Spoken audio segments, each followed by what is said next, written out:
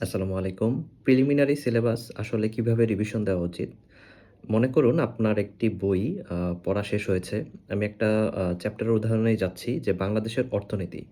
মনে করুন আপনি বাংলাদেশের অর্থনীতি থেকে একটা চ্যাপ্টার মোটামুটি শেষ। এই চ্যাপ্টারটা আপনি রিভিশন দিচ্ছেন। এটা হতে পারে আপনার 2nd রিভিশন, হতে পারে 3rd রিভিশন। তাহলে কোন ওয়েতে হচ্ছে আপনি এই পড়াগুলো পড়বেন? ১ম কথা হচ্ছে, আমরা যে ভুলটা সবার আগে করি যে একটা বই আমার শেষ হয়েছে, তাহলে হচ্ছে ওই বইটা তো পড়া শেষ। তাহলে আরো একটা বই আমি কিনি। বই কিনে অন্যটা পড়া শুরু করি। কারণ একটা এডিশন তো আমার শেষ। এটা হচ্ছে সবচাইতে বড় একটা মিস্টেক আমার কাছে মনে হয়। সবার আগে আপনি যে বইটা পড়েছেন, এইটা পরিবর্তন করার কোনো রকম প্রয়োজন নেই। সিম্পলি মনে করুন আপনি ৪ বছর আগের একটি এডিশন পড়েছেন। কিন্তু বর্তমানে কি সেই বই চেঞ্জ করবেন? কখনোই না। ওই সেম বইটা হচ্ছে আপনার পাশে থাকবে। সাথে হচ্ছে আপনি নতুন একটা বই এড করবেন। আমি খুব স্পেসিফিক উদাহরণ দিয়ে দিচ্ছি। আমি যদি বাংলাদেশের অর্থনীতি বইটা পড়ি, প্রথমত আমি অগ্রদূত থেকে পড়েছি। তো অগ্রদূত পড়ার সময় আমার কিন্তু দাগানো হয়ে গেছে মোটামুটি। আপনারা যারা একবার পড়েছেন। এখন বই কোন উপায়ে দাগানো হয় এই বিষয়ে হচ্ছে ভিডিও আম অলরেডি আমি করে ফেলেছি। আপনারা দেখতে পারেন আমার প্রোফাইলেই যে নতুন বই কিভাবে দাগাবেন।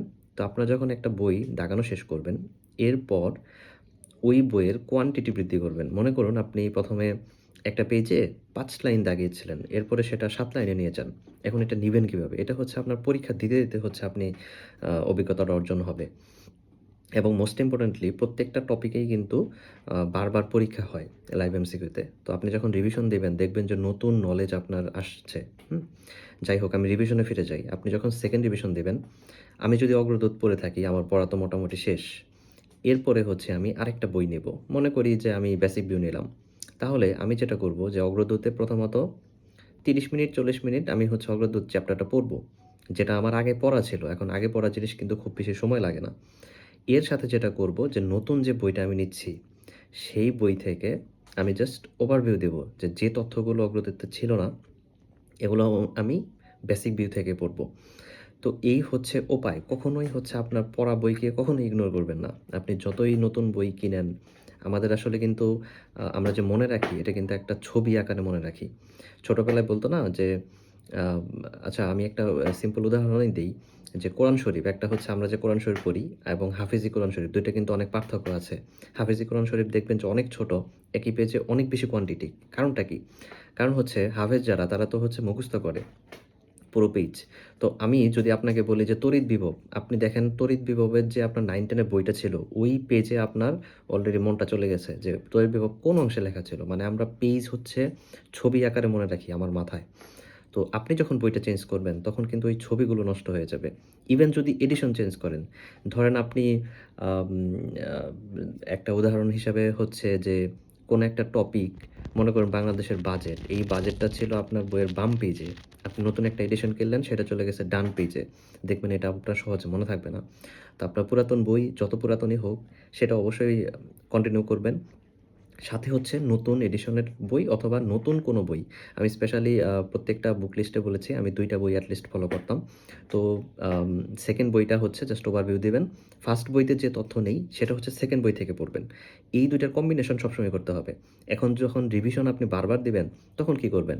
এই ২ টা বইই বারবার পড়তে থাকবেন। নতুন কোনো কিছুরই দরকার নেই। এখন আপনার যদি মনে হয় যে না আমার একান্তই নতুন কিছু ডাটা প্রয়োজন, তাহলে আপনার জন্য লাইভ এমসিকিউতে দেখবেন সাম্প্রতিক কিছু প্রশ্ন আসবে। আপনার জন্য কয়েকটা স্টিকি নোট আপনি বের করবেন। স্টিকি নোটগুলো হচ্ছে ওই বইয়ের পেজগুলোতে মাঝখানে জুড়ে দিবেন। কিন্তু কখনোই বই চেঞ্জ করবেন না। আমি কিছুদিন আগ পর্যন্ত আমার বইয়ের এডিশন ছিল ২০২২ এর। আমি ২০২৬ এও হচ্ছে সেই বই পড়েছি।